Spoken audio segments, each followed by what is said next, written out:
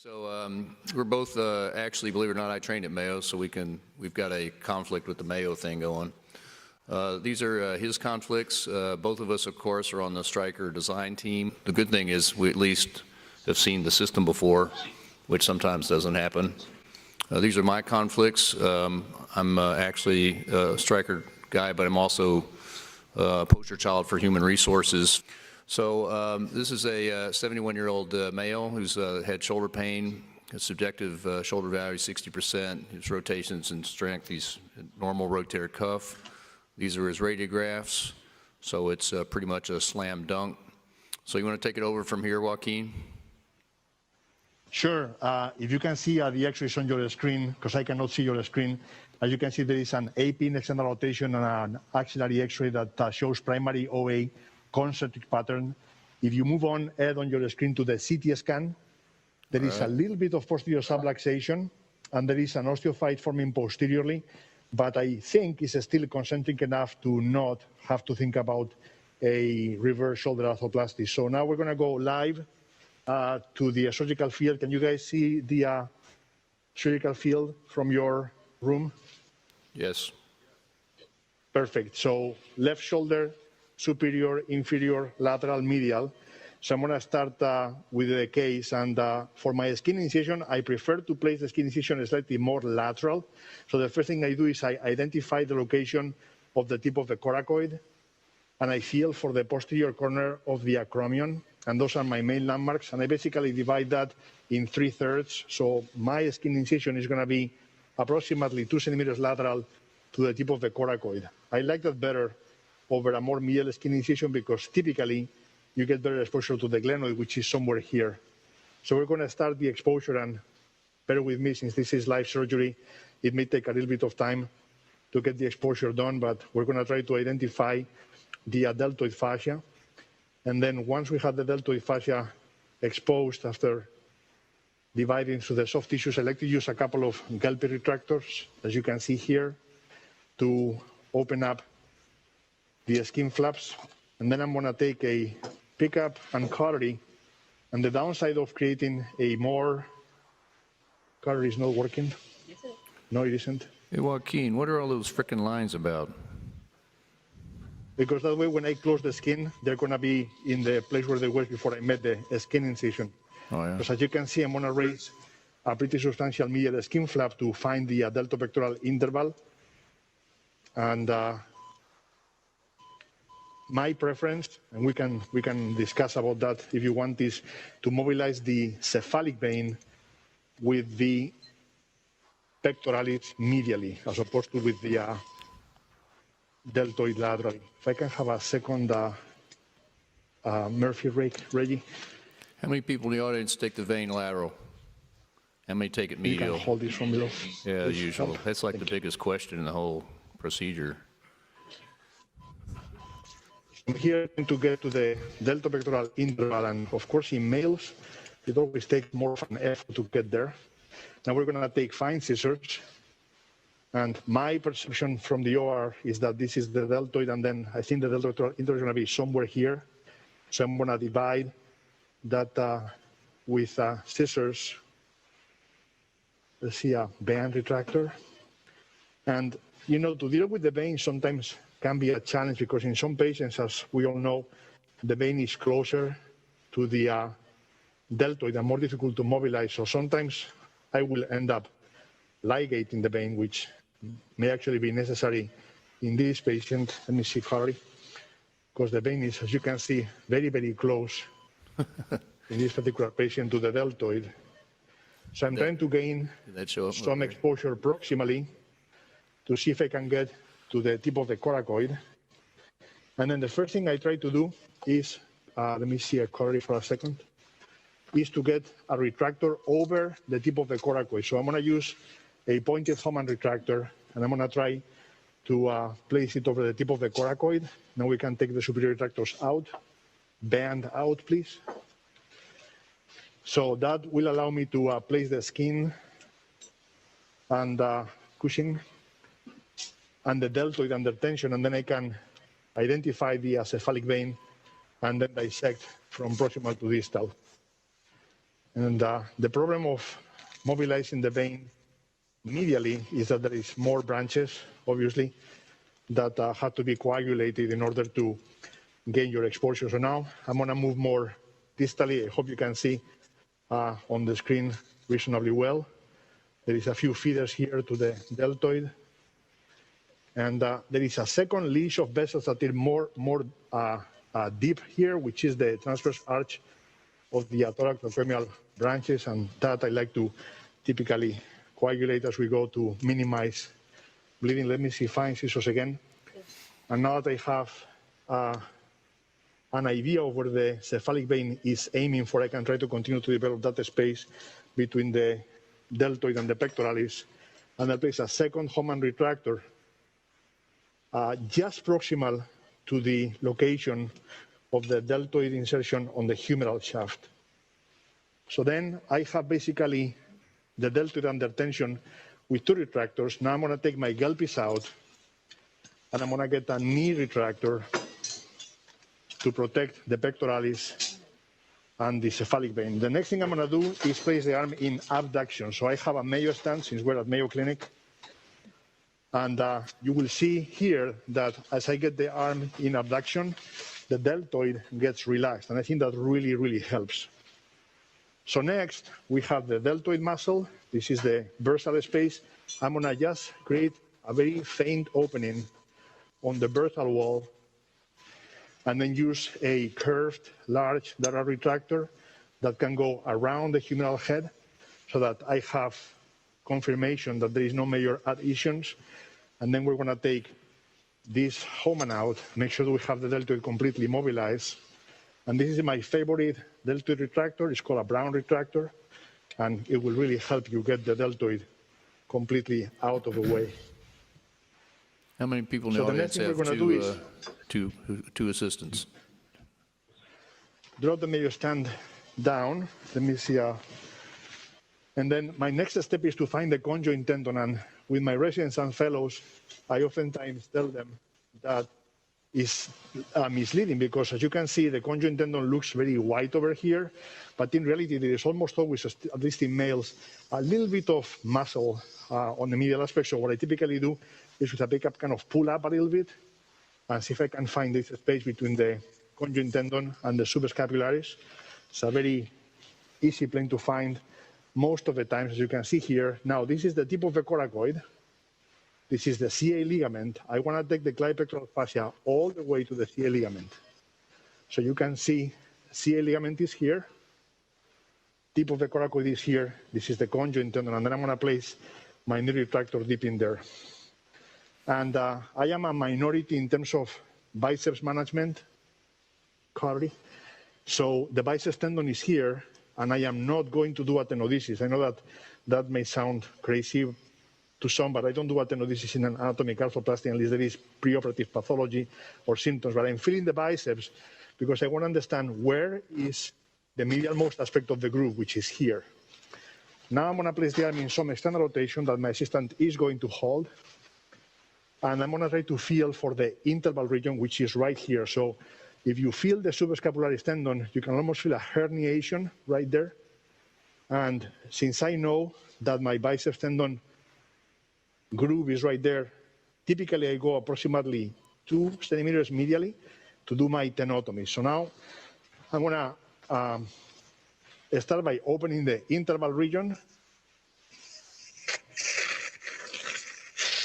And then I'm going to make a right angle and divide the subscapularis tendon. And before I do anything else, I confirm I have a stump here of approximately 5 millimeters. That's what I want to have.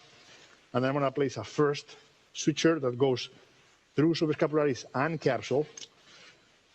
And then we're going to basically tie it.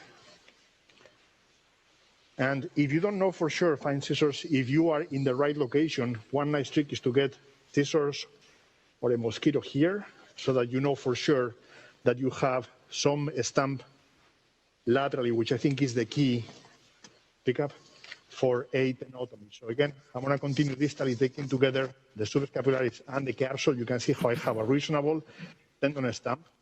Hey, The upper Joaquin. 2.5 centimeters. Yes, sir. I'm going to ask the audience, how many people here, this is the only second major question in this operation besides where you take the cephalic vein, and that is what you do to the subscap. So how many people here do a tenotomy like he's doing? Handful. How many people here do a peel of the subscap and the capsule as a single unit? And then how many people are doing the osteotomy thing? So a little osteotomy. No, the next step here, Ed, What's that? I think is important. The next step here is important. I'm going to start to now take my tenotomy more laterally, as you can see here, until I find the space right here between the capsule and the latissimus dorsi tendon, and I'm going to place my Hohmann retractor right there. Because I think a very important part of suction shoulder arthroplasty is to do a release of the inferior capsule.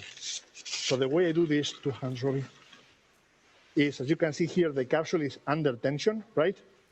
And we're going to release it off the humeral neck. No. And as I'm doing this, I'm placing the shoulder in more and more external rotation and flexion.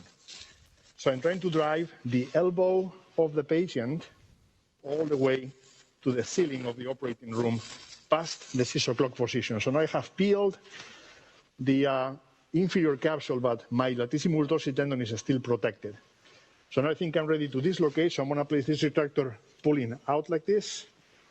And we're going to have our assistant control the subscapularis. And I'm going to use that large retractor intraarticularly and dislocate the joint, hold the arm. And then if I can have a Hohmann retractor now, Eric, we're going to have to move the camera a little bit that way. And I want to place a Hohmann retractor over the greater tuberosity so that I can see the rotator cuff. So I don't know if you guys can see well. Let me see an earth hook. But this is the humeral head, obviously. And then this is the infraspinatus. So come more this way, Eric. And this is the humeral head. So we need to have this type of a view. So now what I'm going to do, I really like to use IM cutting guides. So what I'm going to do is I'm going to open the center of the humeral head, which is here, with a high-speed burr. And I want to make this hole pretty wide. Because otherwise, it can happen that the IM guides give you a false sense of alignment. And I use a pretty thin instrument, like an ice pick, to make sure I have a perfect shock to the canal. So you can see how I get the impression that I'm perfectly centered. Now we're going to use reamers that go in 1 or 2 millimeter increments. This is for the shortest stem, or reunion S. And I'm actually going to go until I have a reasonable amount of contact with the endosteum of the patient's canal. Because I do want to make sure that I size the humeral component correctly, but also that they have the right alignment. Hey, Joaquin. Joaquin, Yes, do you always use the medullary guide? Yes, So I you do. don't- So you the don't, system that I'm using, How many people in the audience I don't freehand this step? Probably about half. can I have an ice pickup, please? Now, the length of the stem and the standard length of the humeral head, or height, is marked by this line over here. So I want to make sure it can at least get that line there. And then there is a little arrow here. You can see that it's wise to leave facing the surgeon, because the cutting guide that I'm going to use has the same type of arrow that we can then use to connect. Now, the next thing I'm going to do is I'm going to get my version right.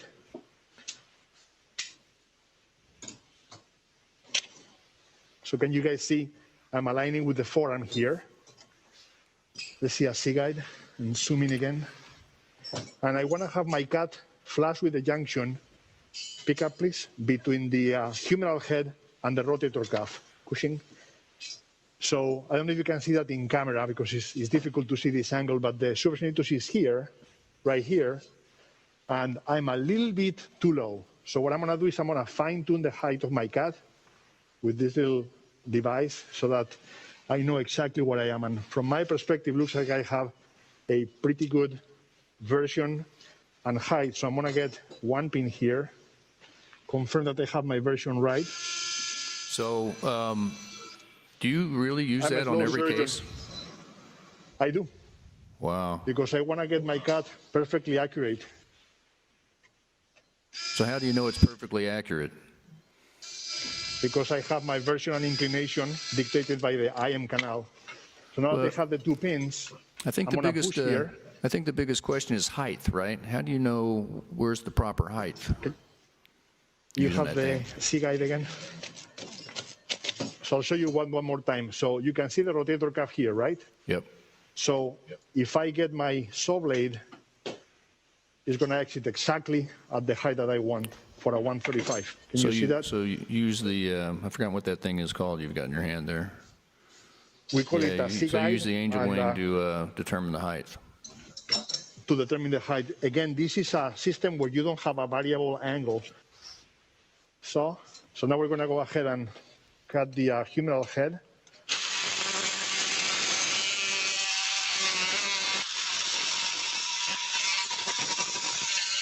Do you take any special precautions to protect the goodies behind that cut, like the Yes, plexus I and have a large there, Yep. but also because I know where my height is. You can see how my cut is exactly at the infraspinatus to head junction. So now I can go ahead and remove the pins. And typically, I will underbroach by 2 millimeters. So I think Reggie gave me like a 7. So it's a 14, so we have 16. 16, so this is a 14 rimmer, and this is the true length of the short stem. And we're going to get it so that it's in exactly the same alignment. So Joaquin, do you generally try to do shorter stems routinely, or? I do shorter stems almost 100% of the time now. And then we're going to remove these osteophytes, and for that we'll place the arm in some standard rotation. And I think this is important too. You want to debulk the medial humerus in order to get better exposure and also better motion. Let me see the smallest plate protector. So now we have the humeral head ready to go, and I'm just going to use a plate protector to protect the bone of the metaphysis. This basically connects to the brooch. Now we're going to remove all the retractors and transition to the glenoid. So we're going to change the angle of the camera. So bear with me for just a second. So now, Eric, if you want to come more lower and down here. Joaquin, do you routinely use that little protector thing? I do. How many people in the audience use a similar kind of thing like that? How many people have trouble with it popping off all the time? So the next step is going to be to try to get glenoid exposure. So my favorite retractor is this retractor here, that is a ring retractor. And I'm going to try to place it posterior inferior. So it's going to go in the lowest part of the glenoid. Take this retractor out. And now before I crank on it, I'm actually going to grab the patient's arm and try to move it in synchrony. So that's my first retractor. Move the camera more this way, Eric. My second retractor is going to be a Homan. That's going to go over the glenoid. And now we're going to do our anterior release. So this is an retractor between the conjoint tendon and the subscapularis. And I want to really show this part because I think it's important. So here you can see, hopefully in the camera, the superior aspect of the subscapularis tendon. And in between, and you can see that on the camera, there is a little triangle, right? So this is the coracohumeral ligament. This is the superior glenohumeral ligament. And they are restricting lateral excursion of the subscapularis. So to gain more standard rotation, we need to release these structures. I'm going to release first the coracohumeral ligament. And I can actually see, you may be able to see here the rolled edge of the subscapularis. So I'm going to continue with that all the way medially. Now I'm going to release the superior glenohumeral ligament. And you can see how as I'm doing that, all of a sudden, the superior aspect of the subscapularis can be seen so much better. This is like when we do arthroscopic rotator cuff repair, and this is all released in order to gain excursion. But the cuff or the subscap is still tethered by the inferior to anterior capsule. And some people excise it. I actually don't like to do that. Move back. I like to keep the capsule because this tissue is so strong that it really reinforces my subscapularis repair. So I'm going to do a capsulotomy, basically aiming to the 7 o'clock position in the left shoulder. until I go all the way to the margin of the labrum. So I'm trying not to go through the muscle fiber, just through the capsule. And then I'm actually going to use a knife pointing up so that they don't get close to the axillary nerve and connect those two capsulectomies. And by doing that, now I have amazing excursion near retractor of the subscapulary. So even if a patient has a preoperative internal rotation contracture, I can still get it mobilized, as you can see. But there is this rectangular capsule that will give me amazing suture holding power when I do my subscap repair. You can take the retractor out, Robbie. Thank you. Let me have this retractor posterior inferiorly. Your hand down here. That retractor in the back. Can you guys see well? Yeah, so Joaquin, that retractor in the back, we affectionately call it a BFR. It's a very large dude. I thought it was called So the JSS. that's not the official striker name, that's what I call it.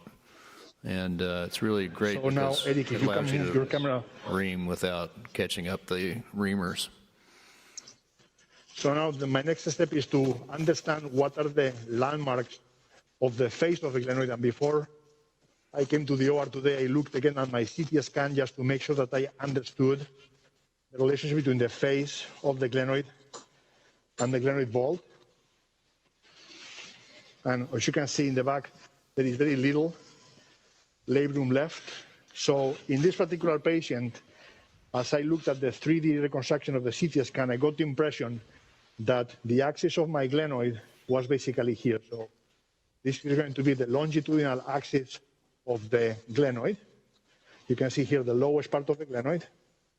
This is the coracoid tip, this is the coracoid base, and this is basically just posterior.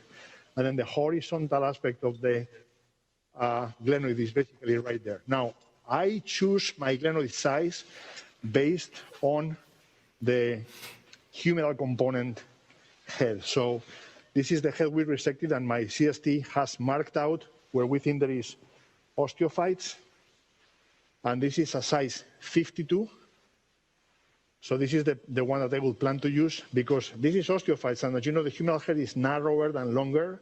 So you want to go by the narrower diameter. If we were to use a 56, which is the next size, you will see how it would cover the osteophytes, but be bigger than the humeral head. So for this patient, and that's what I measured also on the, let's see, the 52 trial, on the pre-op CT scan is a 52 head. So once I know that I want to do a 52, I'm going to check with the checker to make sure that I actually have enough support on the bone to place the component. So this is a 52 pegged checker that my CST is getting assembled here, and it gives you an idea of what's going to be your size and if you're kind of within the ballpark. And if you want, you can use this to place your pin, and then this is the 4-circle reamer that is cannulated. And as we all know, all we want to do is get perfect contact. And let me see some suction. And if I can have that same checker. So as you can see, we already have kind of the shape of the component, but I'm going to make sure, since you can see through this, I'm going to make sure that I'm going to have perfect fitting with the posterior aspect of the glenoid. And I feel that I still am not perfect posterior superiorly, so I'm going to ream a little bit more. So I'm going to take the 52 reamer, and I'm going to get it again in the same location, and then I'm going to try to roll for 100% sitting. And now I can see on the screen, I know you can see there that there is like a little line here that tells me that I have reamed all the way. I already have touched everywhere. I don't want to ream anymore. So now for the central peg, this component has a very short bone-preserving central peg, so we're going to basically drill for that. And then right after I place this, I'm going to take the pin puller. Actually, no, I don't need it. And then we're going to use this guide to get the 3 pegs. Now, it's important here to understand your rotation. So you don't want to place the component either this way or this way. The superior peg is basically lined up with the base of the coracoid. So that's 1 peg. Now we can do the second. And we can do the third, and I'm going to go to get a trial. Hey, Joaquin, what do you do? Yes, sir. What do you do now if, say, you test your posterior peg hole and it goes through? What do you do? So that, in my practice, has happened mostly in females that need a 40 or a 44 component. So in those patients, proactively, I am using a keel component. So if I have a female with a 40 or 44, I do use a PEG component. So you would you'd rather convert it to a keeled component than just bone graft the whole? And I wouldn't convert. I actually would basically plan to do it from the get-go. So now I have the trial, and I want to make sure that it doesn't rock. So if I try to rock it, there is not too much rocking because there is good match in there. And then with a nerve hook, you can mix. I'm going to see if there is any gaps between the component and the bone anteriorly or posteriorly. So for me, this is an acceptable component. So now we're going to go ahead and mix. And while my CST is mixing, I'm going to show you the real glenoid component. So the features of the component are the following. It's a curved back component, which I think we will agree provides more stability. The central peg is very, very short. And the reason for that is that in a primary setting, I don't think it makes any sense to have a peg that violates the whole glenoid vault. I want to have a short central peg just for alignment. And then if you look at the pegs themselves, they are wider than the drill proximally, so this is going to be press fit fixation, but these grooves and the distal part are going to get all the cement interdigitation. So this is a so-called self-pressurizing design, and it will almost guarantee that there is no loosened lines in the post-op X-ray.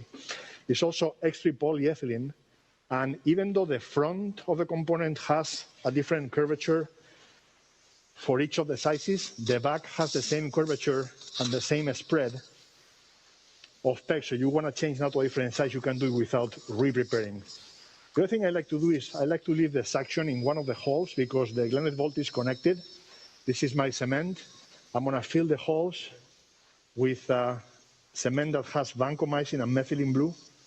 And hopefully with the combination of the suction in that anterior hole plus the self-pressurizing features of the component, we'll get minimal loosened lines. So now we're going to place our component. This is again the real component. It has a polarity, so it has a pear-shaped structure, so we have it in place. And now we're going to hammer it down. And I don't like to place cement on the back of the component myself, because I like to have perfect contact between the back of the component and the bone, as you can see here. So now if I use a nerve hook, it's a very thin instrument to probe and see if there is any space between the component and the bone. There is none. Now there is an element of danger. This retractor can dislodge this component, so I don't let anyone take this retractor out because these teeth can pull it out. So what you want to do is take these retractors out first, and then I place my thumb on the back of the glenoid, and then I pull on the arm a little bit and take this retractor myself so that there is no danger. The second part is that as we rotate now the shoulder to get exposure, the greater tuberosity can also dislodge brown retractor. Oh, brown? The humeral component. So I place a retractor there, and I'm going to use a bone hook to place it on the superior part of the component. Bone hook, please. So this bone hook, I'm actually going to get inside the trial so that I can lever forward and in a very controlled fashion get the humeral part, the proximal humerus exposed without dislodging the component. Time out. Holman.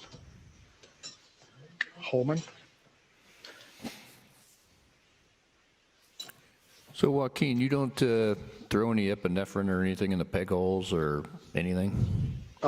I don't. Just with the self-pressurizing features of the component, I've noticed that most of the patients that I've done, they have a pretty good post-op X-ray.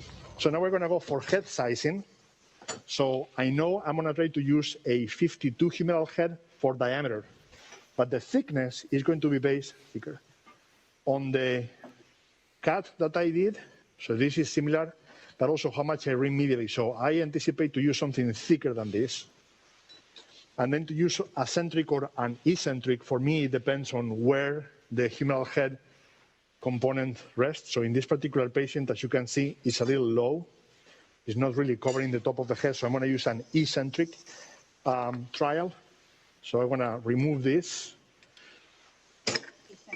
and I'm going to place an eccentric trial. And this trial has like a little line so that you know where the eccentricity is. So for me now, that looks exactly like the head I removed. I have the same relationship between the humeral head and the supraspinatus tendon. So I'm going to leave this retractor on. I'm going to take all the retractors off. And I'm going to have Robbie pull on that. Another joint is relocated. So now, Eric, see if you can move the camera all the way here so that people can see the soft tissue balancing. So now you can see the humeral head and the glenoid, the trial and the glenoid component. The first thing I want to see is that they are at the same height. And the second is if I rotate the shoulder, it spins without translation. That's something Dr. Caulfield used to pay a lot of attention to. Then keeping the arm in about 30 degrees of standard rotation, I'm going to push back. And I want to see 50%, but more importantly, if I let go, it rebounds. So 50%, can we open these parts? And if I let go, it rebounds. I want to confirm that with that head thickness, I can still close my subscapularis. And then we're going to zoom out to show you the passive range of motion of the shoulder. So I want to make sure that I have full passive elevation, unrestricted. And if I let gravity take the forearm, it goes parallel to the patient's trunk. So for me, this is a well-balanced shoulder arthroplasty. So we'll open the 16 and this humeral head that is eccentric. Can I have the large there? Hey, Joaquin. Large there. Hey, Joaquin. Yes. You know, what I usually do is put the subscap sort of back with my thumb and then do anterior-posterior translations with the subscap down. That's a great does anybody idea. else in the around here do that? Put the subscap back down with your thumb and then do AP translations? Or how many people use this technique? Anybody? Yeah? Sometimes. Now, I'm going to mark here what I am going to aim for my eccentricity so that I know. And then I'm going to remove the trial humeral component and irrigate the proximal humerus. And I'm going to get the real humeral component on the handle. Hey, Joaquin, say you did. So this is the. Hey, Joaquin, you have a second? Go ahead. So if say you have your AP translation that you just did and it's too loose, what do you do?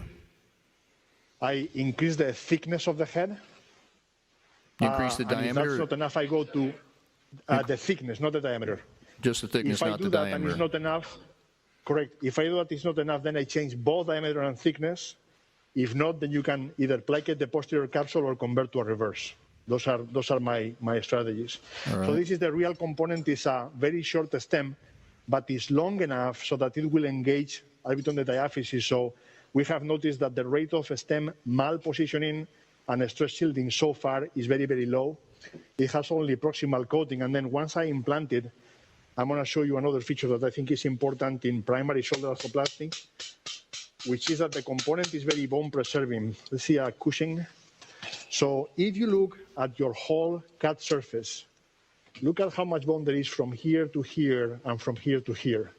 So other stems increase their proximal fit for a short stem by using a very large cylinder. So when you revise them, there is no proximal humerus left.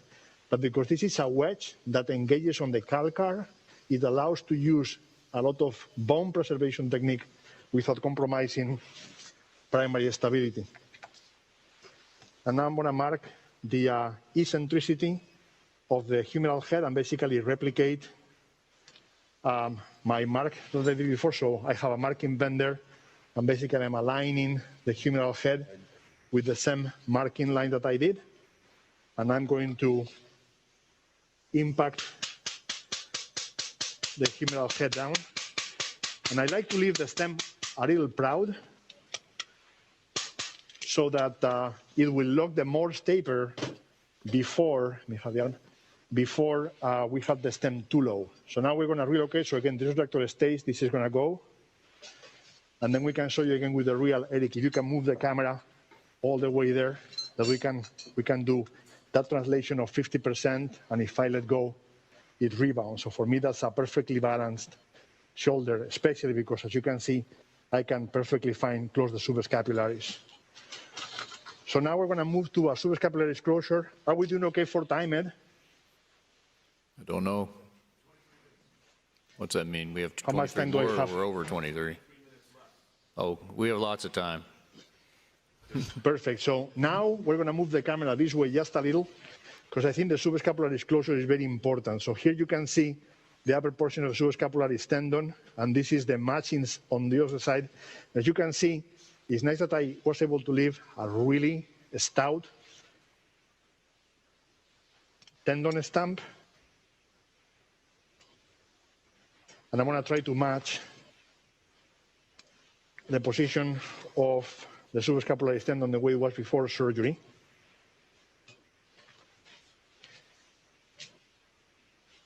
And I actually use Vicryl, so I don't use orthocord or fiber wire or any other high tensile suture, but I use a lot of sutures. You know, in every study I have ever read about rotator cuff repair, if you look at the hierarchy of factors that influence rotator cuff fixation, is the number of points of fixation. So what I want to do is have a suture every 3 to 4 millimeters. So while you guys are watching me tie the sutures, if you have any more questions, Seth, this is now a good time to answer any questions, because this otherwise becomes boring just looking at sutures being tied. Any questions, Ed, from the audience? Yeah, I think we have plenty of time, actually. You're Speedy Gonzalez on this thing, so. But I used an intermedullary guide. That has slowed me down, you know. Anybody Just can kidding. come to the microphone and ask a question? Anybody?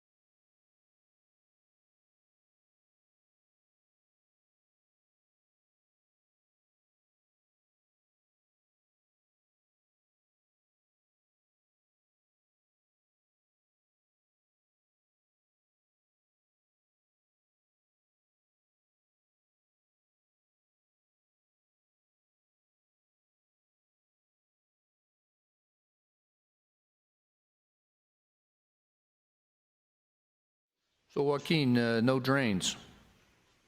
No drains. I haven't. I've been lucky so far, and I haven't taken a patient to the OR.